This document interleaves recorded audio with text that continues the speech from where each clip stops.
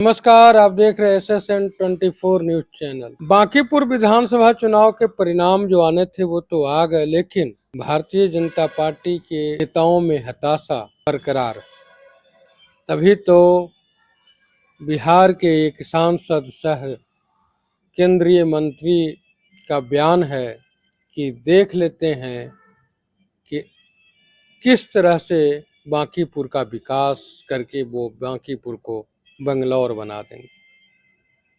बिहार के एक पूर्व सांसद सह वर्तमान बिहार के मंत्री का कहना है कि 3 महीना तक तो छोड़ देंगे, लेकिन चौथे महीने से हर एक दिन के विकास का हिसाब मांगने प्रशांत किशोर के पास पहुंच जाएंगे। जो व्यक्ति या जो पार्टी पिछले 20 से 21 वर्षों से बिहार में सरकार चला रही है, उसके मंत्री कितने दिनों का हिसाब दिया है, जो एक प्रशांत किशोर से ये हिसाब मांगने के लिए इस तरह के बयानबाजी कर रहे हैं।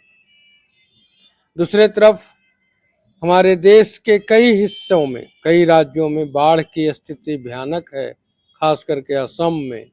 और हमारे देश के प्रधानमंत्री नृत्य का आनंद लेने में लगे रहते हैं।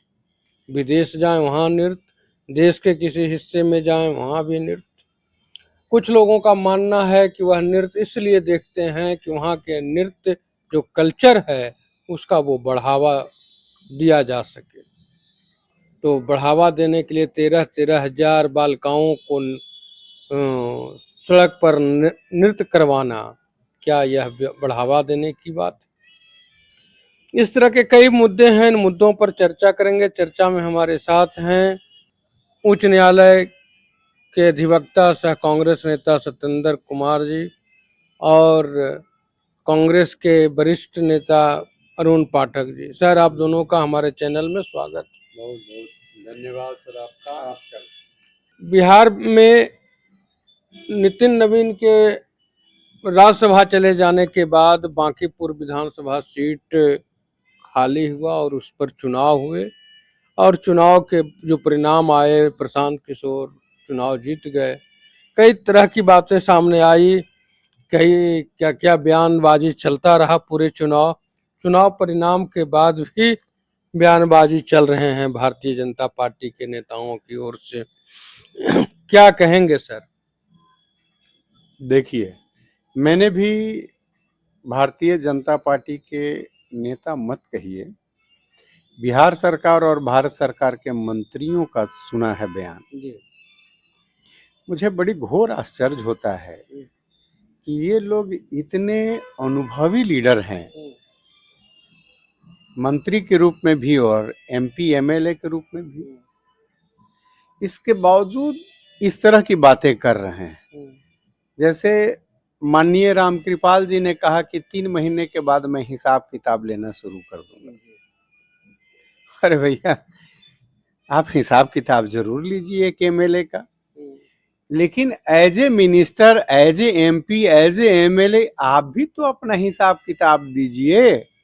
आप जिस जिस क्षेत्र का नेतृत्व किए हैं, प्रतिनिधित्व किए हैं, जैसे आपने पाटलिपुत्रा से सांसद रहे, जुगो आप सांसद रहे, आप अभी भी MLA हैं, मिनिस्टर हैं, तो आप भी तो हिसाब किताब दीजिए।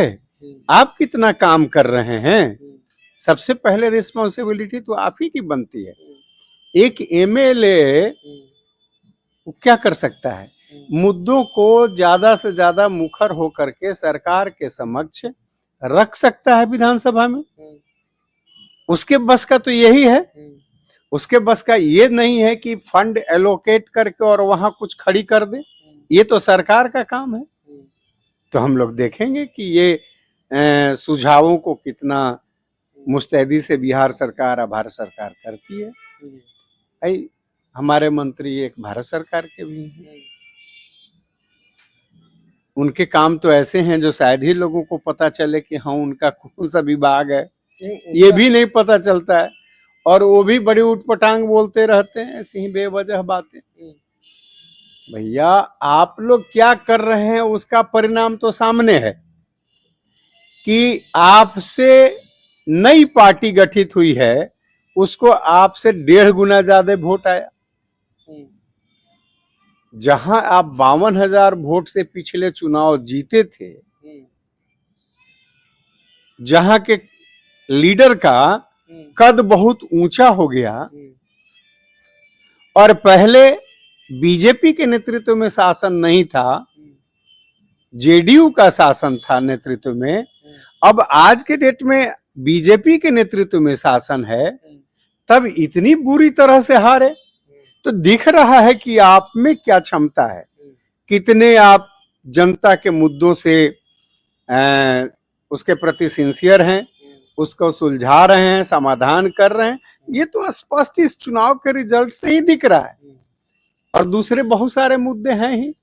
आप भारतीय जनता पार्टी जिस भगवान के भक्ति के नाम पर चुनाव देश भर में जीतते रहे हैं, उस भगवान को लूटने का काम आपने किया।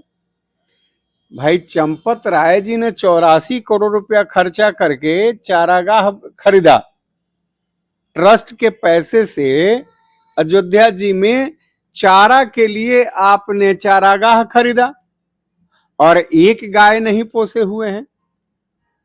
उस ट्रस्ट के द्वारा एक गाय नहीं पोसा गया। तो ये दिख रहा है ना, आप लूट करके ले जा रहे हैं। डकैत जैसे गांव घर में लूट के ले जाते थे और किसी बगीचा में बांटते थे, तो आप लूट करके ले जा रहे हैं, बगीचा में बांट रहे हैं।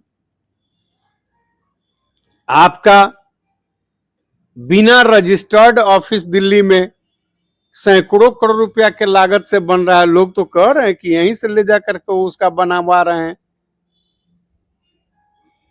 भाई भगवान के यहाँ भक्त रखे हैं कि काग भूसुंटी यहाँ रहेंगे, किताब सोने का यहाँ रहेंगे और सारे चीज, और वो सब यहाँ रहने के बदले में ट्रस्टी लोगों के घर में रह रहा है। ये क्या मतलब है? सर, आपने कहा कि गैर पंजीकृत जो संस्था है भारतीय जनता पार्टी के जो समूह में, यानी राष्ट्रीय स्वयंसेवक संघ, लेकिन भाजपा की सरकार बनने के पहले, जब से राष्ट्रीय स्वयंसेवक संघ बना, देश की आज़ादी हुई, आज़ादी के बाद से लगातार गैर भाजपाई सरकार रही।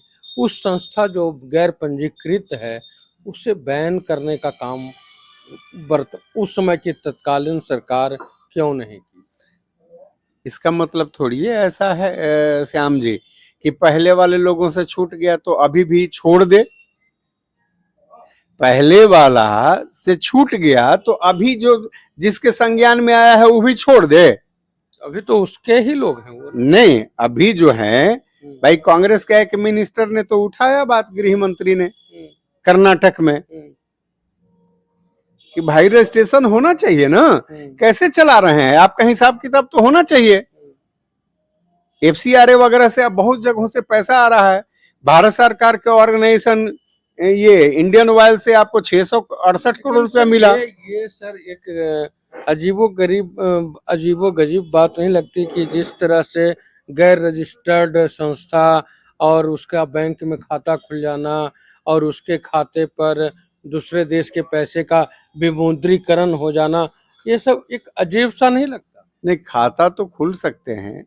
और एक बात, गैर पंजीकृत का, और एक बात और है, हाँ एक बात और है श्याम जी, उनके कई अनुषंगिक हैं जिनके पीछे से रजिस्ट्रेशन करवाले रहते हैं, है ना। जैसे शिशु मंदिर है, सरस्वती स्कूल जो है, और भी कई ऑर्गेनाइजेशन हैं जो बैकडोर से वो हैं, उनके रजिस्ट्रेशन करवाए रहते हैं।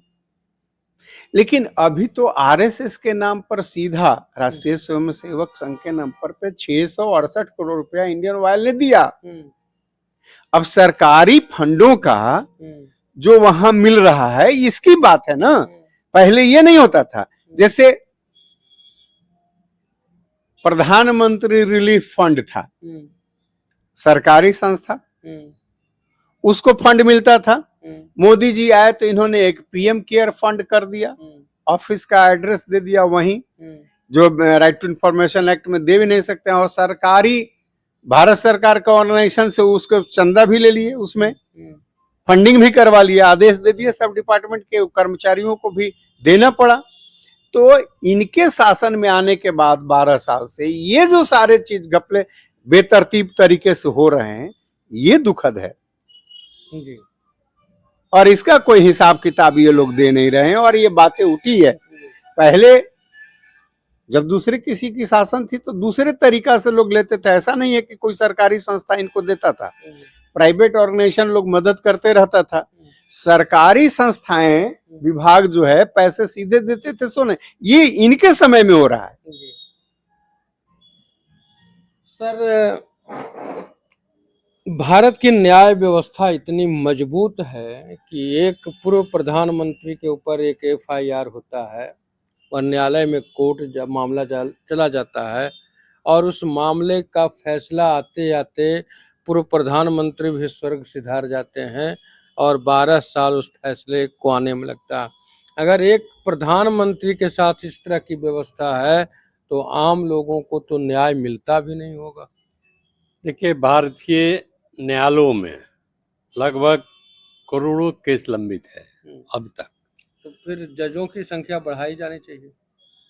बढ़ता है हमेशा, फिर भी कोर्ट में इतने लेकिन केस हैं। हम लोग के शासन काल में जब था तो कॉलेजियम के माध्यम से जजों की संख्या बढ़ाई जाती थी। कॉलेजियम में तो लोग बोलते हैं कि केवल ब्राह्मणों को ही जज बनाया जाता था। ये निराधार आरोप है। देखिए, इस न्याय प्रणाली में जो विधि वेता होते हैं तो उसका जो अध्ययन करके जो क्वालिफिकेशन लेगा उसमें किसी जाति का बंधन नहीं है।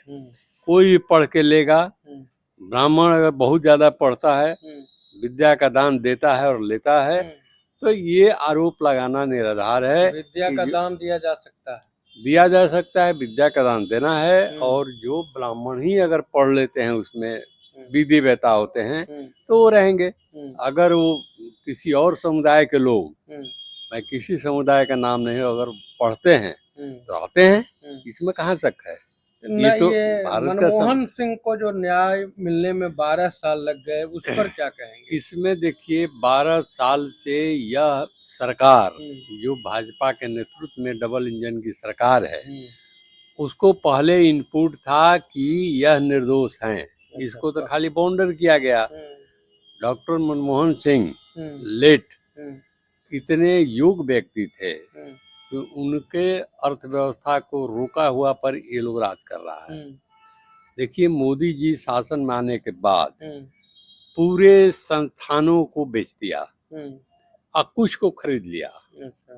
इसमें दो का नाम स्पष्ट हम लेंगे, एक का नाम नहीं लेंगे क्योंकि वो न्याय व्यवस्था से संबंधित है। जैसे इलेक्शन कमीशन को लिया, खरीद लिया। हाँ, खरीद लिया। सीबीआई जो जांच एजेंसी स्वतंत्र हुआ करती थी उसको खरीदा, तीसरे को भी खरीद लिया। तो न्याय व्यवस्था उससे प्रभावित हो रही है इनके खरीदने से, और बकिए को बेच दिया। देखिए, आप ये कहना चाहते हैं कि यहाँ जो खरीद बिक्री हुआ संस्थाओं का, हाँ, उसके वजह से मनमोहन सिंह को न्याय मिलने में विलम्ब हुआ। वो तो जानबूझ के 12 साल तक इसको रोका गया।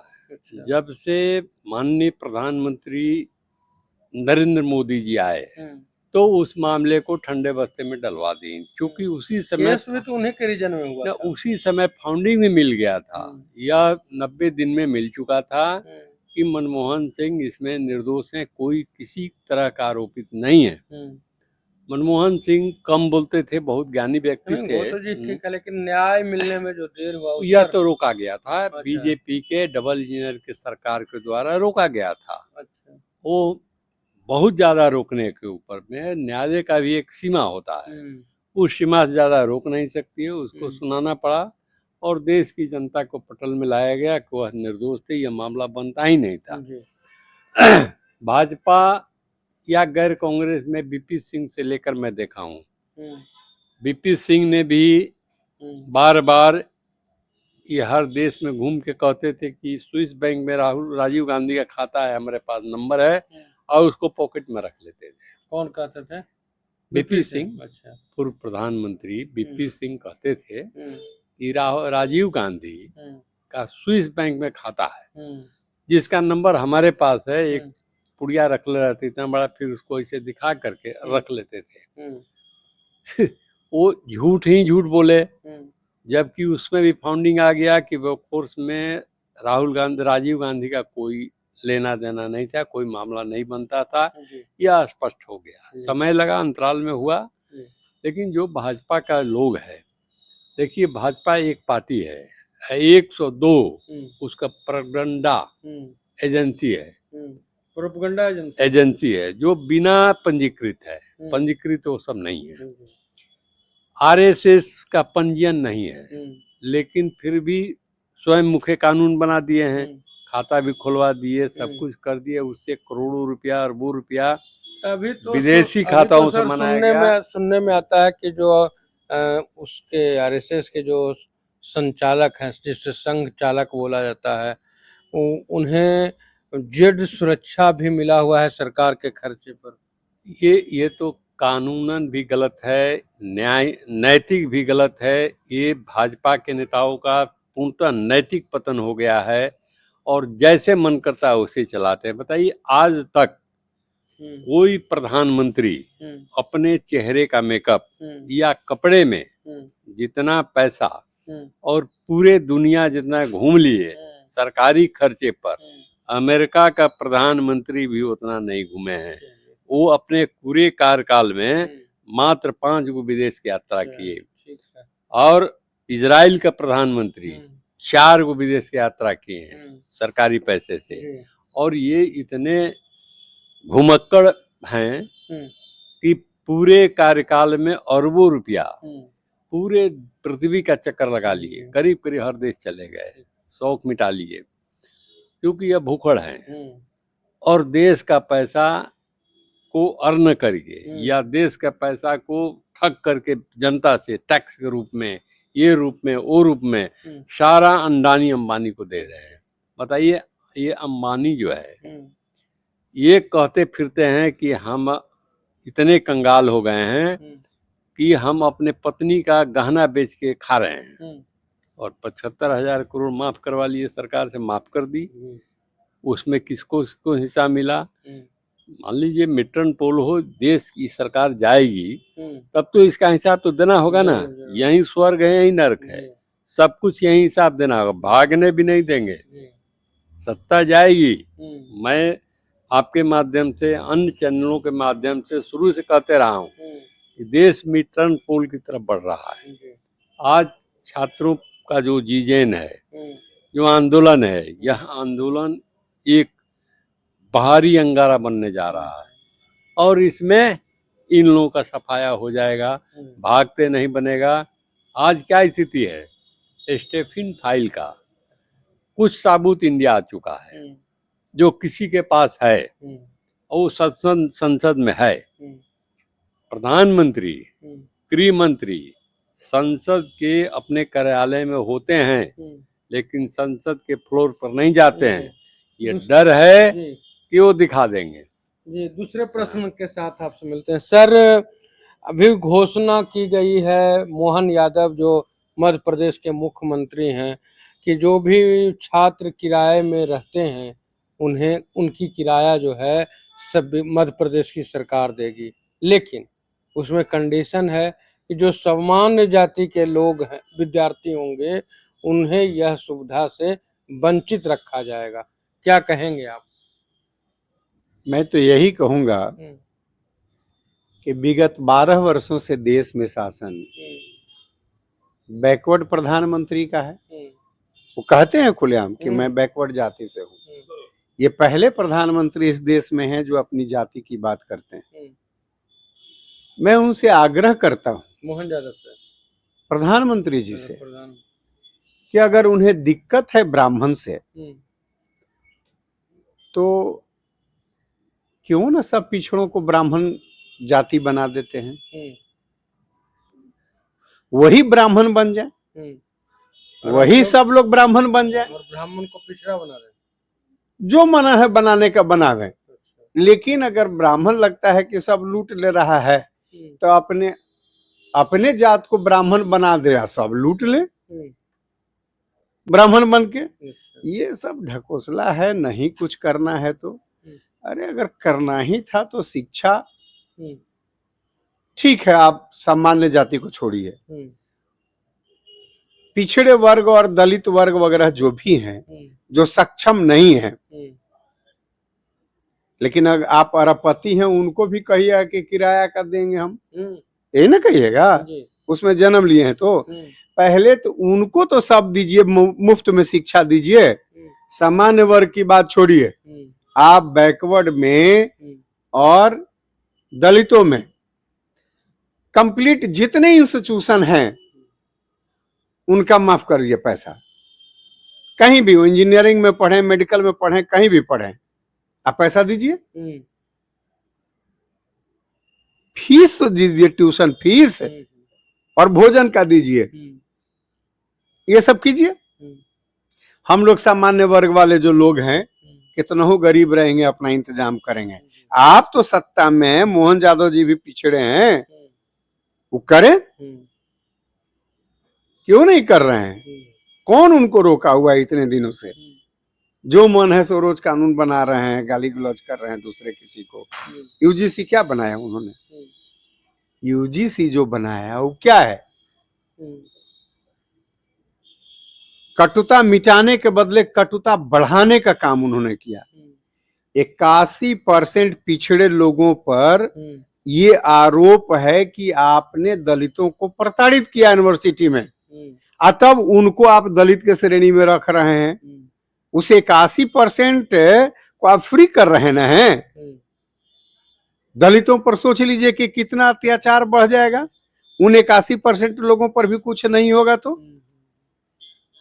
और ये जो 19% जिन पर आरोप है, उनको आप सब लोग मिलकर के प्रताड़ित करना चाहते हैं कि पढ़े नहीं कहीं किसी कॉलेज वगैरह में। अरे भाई, सरकारी कॉलेज में ही सब फ्री पढ़ाओ ना उन लोगों को। 2 सुविधा पढ़ने का, 1 लाख स्कूल बंद हो गया, सब उसमें सामान्य जाति के लोग पढ़ रहे थे।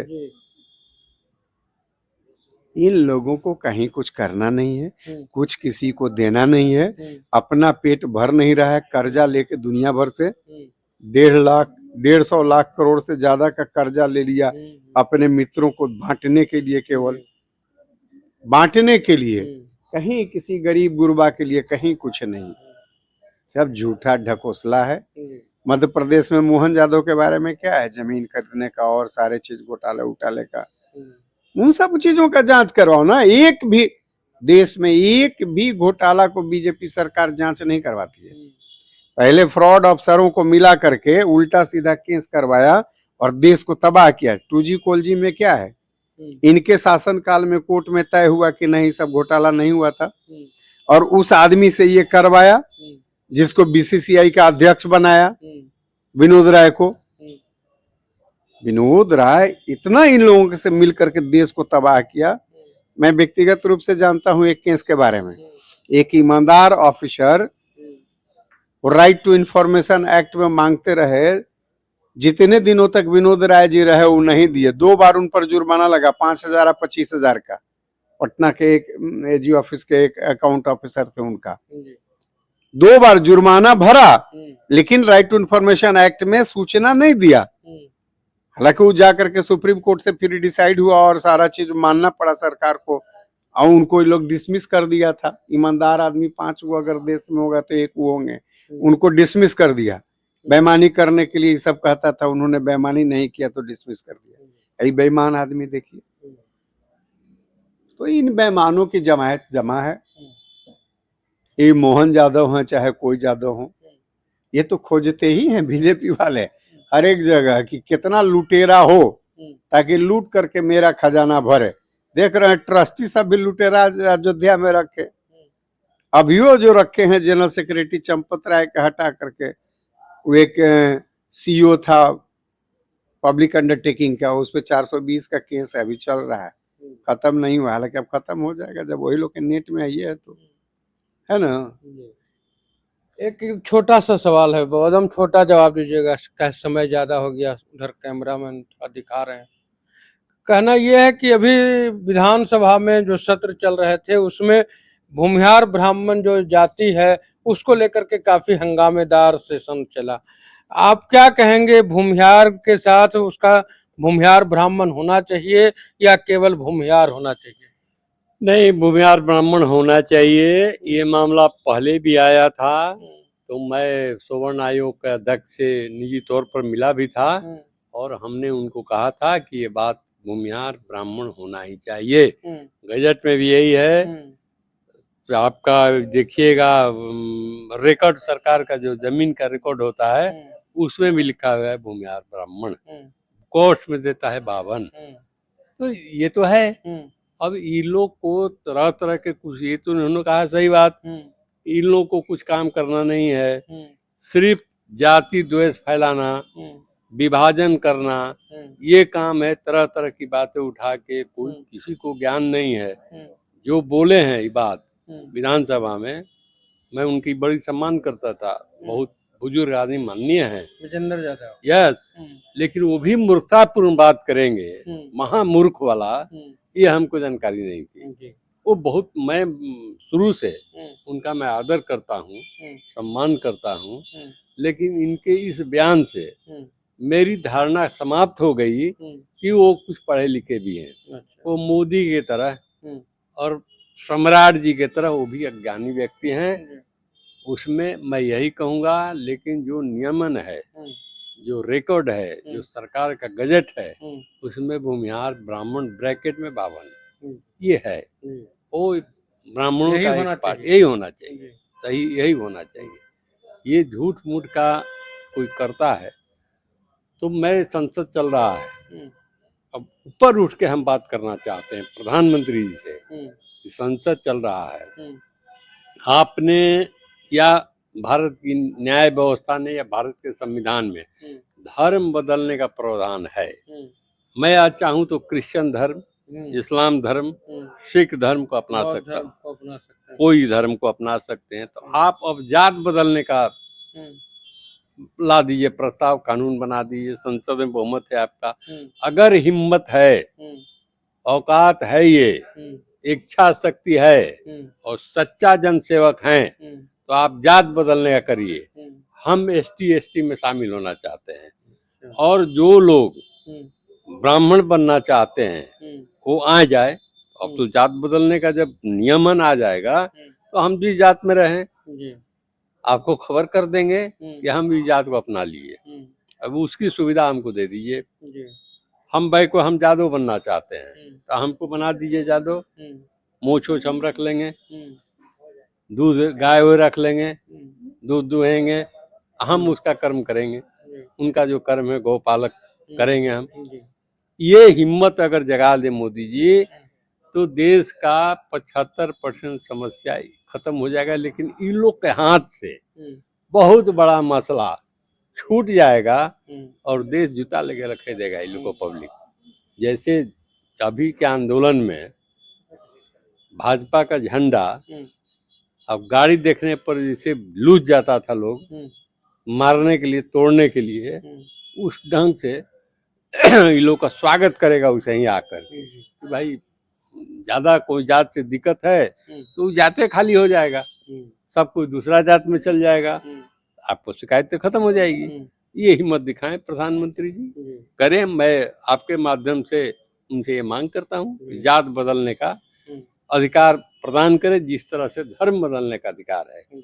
ये हमारा मांग है और लगातार हम ये डिमांड करते रहेंगे, संसद तक पहुंचाएंगे इस मांग को। आप दोनों समय दिए उसके लिए आप लोग को धन्यवाद। आपको भी बहुत बहुत धन्यवाद, आपने हमारी आवाज को अपने दर्शकों तक पहुंचाया। संसद तक हमारी आवाज पहुंचा दीजिए। जात बदलने वाला हम बहुत इच्छा है हमारी, हम जात दूसरा बदलना चाहते हैं, हम ब्राह्मण नहीं रहेंगे।